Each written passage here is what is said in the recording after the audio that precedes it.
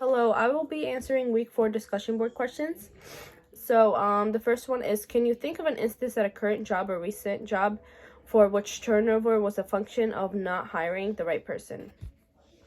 So, as a person who works in retail, the majority of the employees we hire come with different expectations. Majority of the time, they're minors, young children, because I work at a supermarket, so the cashiers are majority young most of the time. So they come in thinking that this is just going to be a temporary job to make some money, so they don't put in the effort. So, like, from that moment, you'd know if that person's going to last or not. So that has a large impact on turnovers, knowing that the employees quit and usually give off that from the start. So maybe that they didn't have a long tenure in their old jobs, or maybe it was their first job and this is just like a test run for them.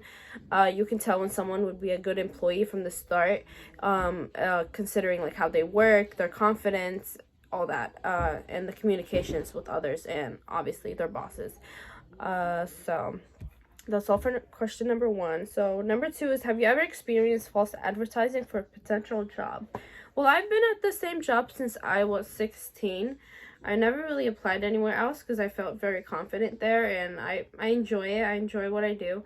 But I know like some other people's experiences, like how there's like false advertising, like they say we'll give you $20 an hour, come for an interview, this and that, and then when you go, they tell you, oh, you have to pay to apply, or you have to pay to get this job. So it's kind of like, sketchy. So there's many people that fall into that, and sometimes they get out, sometimes they get lied to, and get their money stolen from them. But that's all I don't have much experience in false advertising for jobs.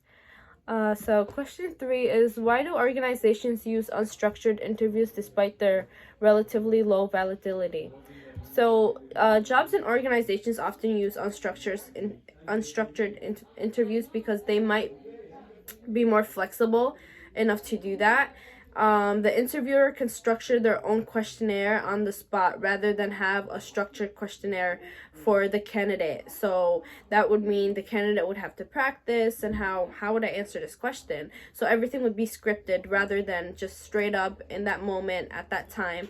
And that would help the interviewer know the candidate way better, because you'd know them, they'd build up a confidence, and you'd know how they really are in regular situations when asking questions and all that. So I feel like that's actually a really nice, interesting way, especially if the job or organization is flexible. If not, they usually just have a bunch of questions you have to come in and you have to know the answers for immediately, like just on top.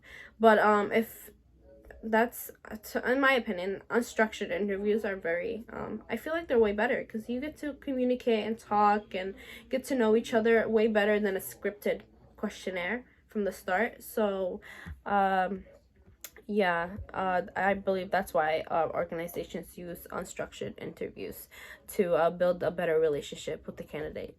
So that's all. Thank you for watching.